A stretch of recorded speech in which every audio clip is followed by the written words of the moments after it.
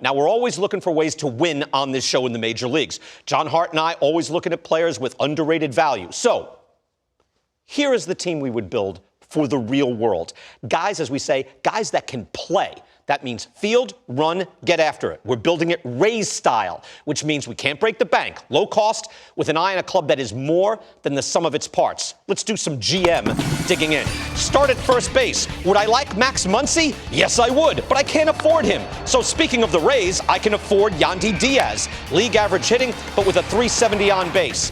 Yandy has excellent at-bats. He's 5th in O-swing percentage. That's outside the strike zone. He doesn't chase. He's top 30 in contact percentage. We love multi-position players. He's a plus defender at first. He can hold it down at third. Yandy Diaz is at first base. Second base, a former Ray, now Padre, Jake Cronenworth. This guy can hit, and he's getting better. Right now, .358 on base, slugging .474. He is 7th in baseball in contact percentage, top 30 in O-swing. So again, he makes contact.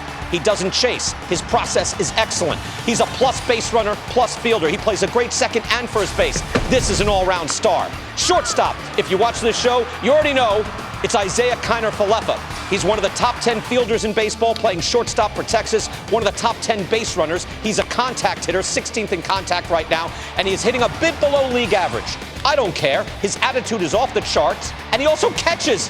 That's right, he can catch for you, emergency catcher. Isiah Kiner-Falefa plays every day for us. Third base, and a player that kind of inspired this whole exercise. I've watched a good bit of the Mets this year, and somehow, even losing most every single position player, the Mets stayed afloat and in first place. How did they do it? Each night, the Mets would throw out there Luis Guillorme, Jonathan Villar, and Kevin Pillar. Now, you'd rather have Conforto, McNeil, and Nimmo, but Guillorme, Villar, and Pillar will fight you every night. And I don't mean all grit and guts and clubhouse chemistry. I mean good at-bats, good fielding, good base running. These guys get after you for a full 9, both sides of the ball. Third base, Luis Guillorme, New York Mets. Guillorme has a .413 on base. He doesn't hit for power, but he's 4th in walk percentage, 8th in contact percentage. So he battles, he puts the ball in play, he gets on base. He has more walks than strikeouts. He can play second, short if he has to, and third base. Multi-position players are a big plus. Guillorme can play, and he plays hungry. It's a catcher. Tucker Barnhart, Cincinnati Reds. Barnhart is a superior defender. He's 3rd in catcher DRS, that's defensive runs saved, since 2020. And this year, he's hitting again. He has a solid .351 on base, slugging .421. Guess what? He's a plus base runner. That's an all-round player. But mainly, we want the glove. Barnhart is that guy. Now to the outfield. I'm going to shoot a little higher now. Even in this thought exercise, you have to figure I'd be able to trade one of my stars or hit it big on an upside trade, once or twice. So these guys you do know, but we have to have them.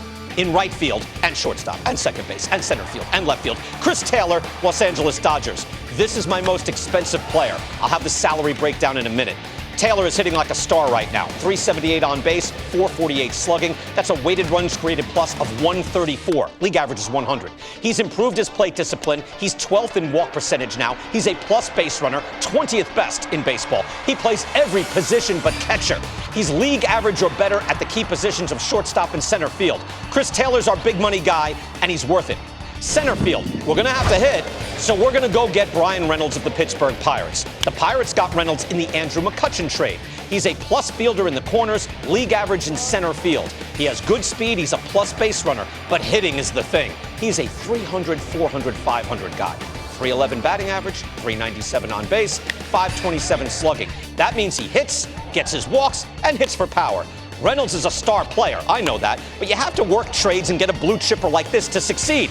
Reynolds is the best hitter on this club. And finally, right field. You have choices here every year. Just this season, Hunter Renfroe and Adam Duvall both available.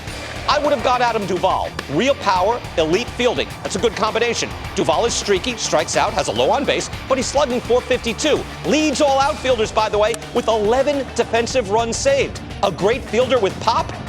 That's our guy. A guy worth signing. So here's the team on the field. We can do pitching another day. But you see the money that we're spending here. We have money, or the salary of what they are making right now, the combined salary of under $24 million for my position players. Chris Taylor is our big ticket player. He's under $7 million. Duvall makes $5 million. Tucker Barnhart makes $4 million. all reasonable. The rest are in that range before they get paid. Our top bench player, I'll limit it to one, Jonathan VR of the New York Mets. Outstanding base runner, plays hard, plays multiple positions. This club has excellent process at the plate. They draw walks, they hit for contact, and there is some power occasionally. I think this is where the old school and the new school can meet. Your eyes and the data will tell you who is out there fighting. The club can field, it can run, it has good at-bats. This is the team we want. John Hart has his own club. MLB Now is right now.